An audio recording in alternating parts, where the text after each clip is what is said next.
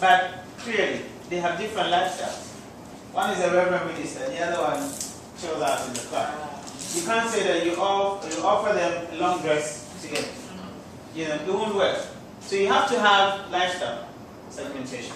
At a point they use what we call mosaic. You know, mosaic is another tool for assessment.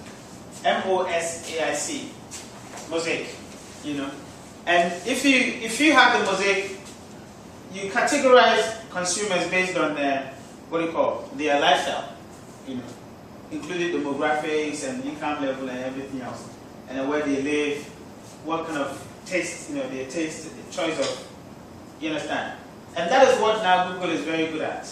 Whenever you go to Google and you type something, they take that information, send it to the companies who are selling, and say, oh, this lady was looking for wedding gowns. The next day you go there, you see shoes there, wedding shoes, Bible in the corner, some white Bible, because they know that they are preparing for a wedding. That's what is happening, you know. So that's that. You've got to use lifestyle segmentation to identify people's needs and then to provide. What else? Which other stage? Let's go to this post-purchase evaluation. I love that one. Yeah. Post-purchase evaluation. What happens? What do you do? The person has got you manage to let the person or convince the person to buy. What do you do at this stage? For post-purchase, I think one of the things that you can do if you maybe if you are a bank, sending of SMS messages to the customer. First of all, appreciating the customer for doing business with us, and then offering the customer a point of contact in case you want to make any inquiry about the services that we are rendering. And better still, we can also use the call center to do a call back to ascertain customer feedback for the period that he spent when he decided to. Awesome. And after you said that, your boss said, hooray, I promoted him. That is a crucial part of the service provision. After you sold it. How many of us have bought something and then we regret the buying? Yeah. You bought it and then you regret. Sometimes for no apparent reason. Why did I buy? But it is up to you, the marketer, to follow up and tell the person that you haven't made the worst decision. You've made the best decision you can ever think of. And that is psychology. You've got to let the person know that, you've made. And then sometimes they use words like, you're one of thousands who have bought this, and they've come again.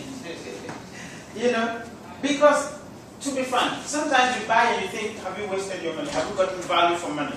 So the marketer has to let you understand that what you have bought is the best in the market. Sometimes they provide you alternatives on a graph and they will tell you, company, ours is A, somebody's is B. This is the value that ours provide and this is what. And in the UK, most of the retail shops, they do that a lot. They tell you as the price, Tesco price, as the value, in the adverts. They tell you that as the price, and they will stack the, what do you call that thing that you use for shopping, the basket.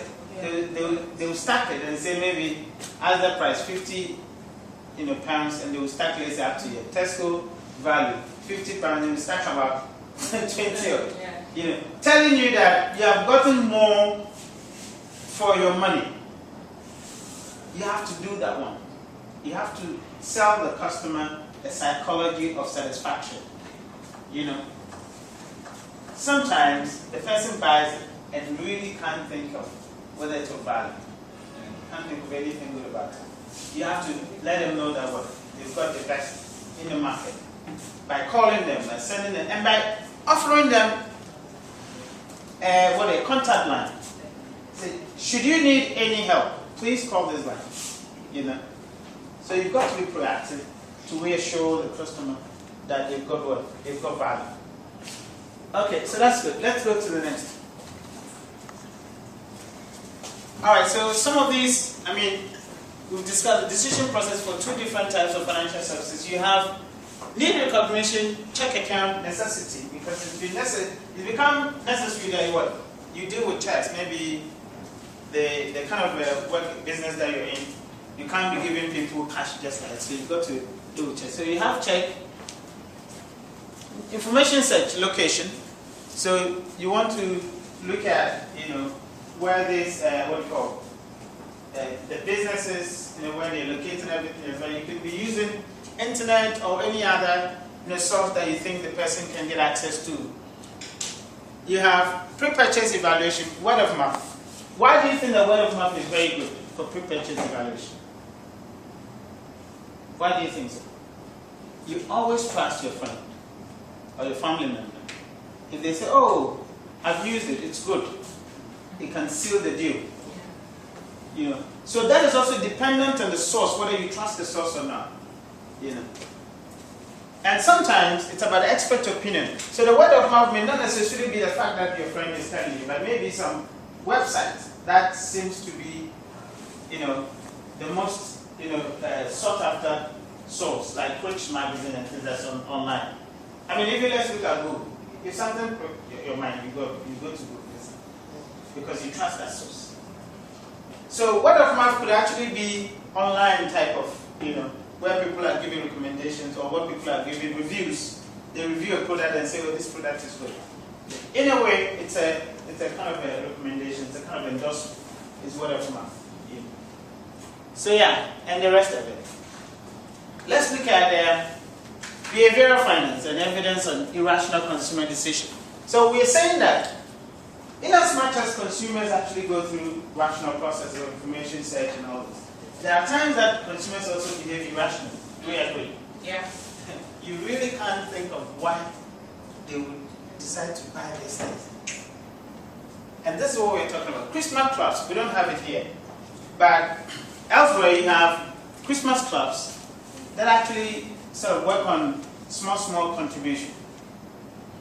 And at Christmas times, you can get your money to buy something. They don't give interest.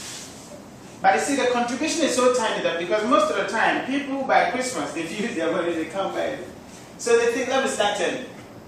But the fact is, those days when we used to have Christmas boxes, you make the box so, is it inaccessible or unaccessible? Inaccessible, that you can't get the money out. You get to a crunch, and then you go and look for that thing.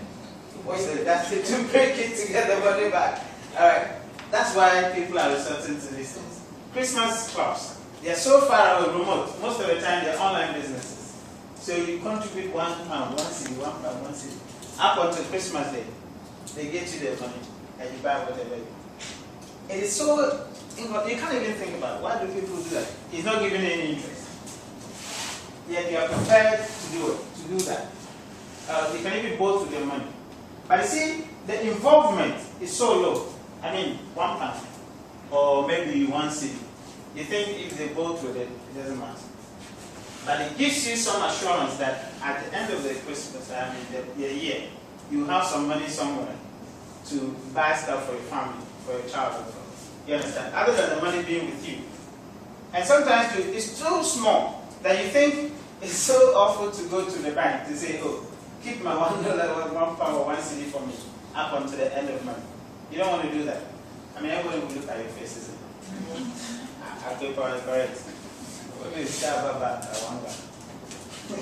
You understand? So, consumers engage in certain irrational behaviors, but they feel that it will give them some level of satisfaction at the end of the day. So they will do that. Let's look at use of debit cards surpassing the use of credit cards. When people became conscious of being in debt, all right, people started becoming worried. Why am I taking on too much debt? So people started going through rehabilitation process because the debt itself became a problem. So they started consulting, rehabilitation to reduce their spending, So some people actually, some of these rehabilitation process actually tell you to get your card, pick a scissor, and run through it. And then promise yourself that I'm not going to get a card again. All right?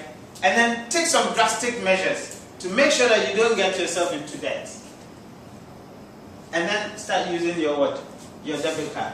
I mean, you would think that is irrational because the credit facility is helpful, just in case you're in trouble. But the fact is, it's giving you too much headache. You're not sleeping. You're losing sleep.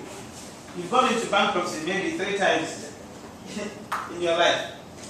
I don't get the difference between the credit card. Yeah. See, the debit card is where you have your money and then you spend it.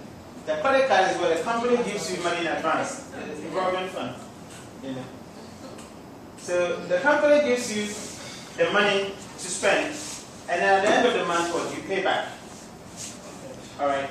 But you see, the trick is that if they give you the money and then you spend all, you're not obliged to pay everything. Only that you pay penalties. So the debt accumulates and it becomes hefty on you. So people now prefer to use their own money, like using spending within your means kind of thing. But in Ghana, it looks like the Ghana government is not spending.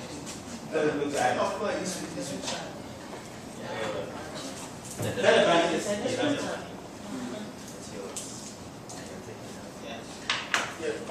So what about the They save your money. it's like a discount.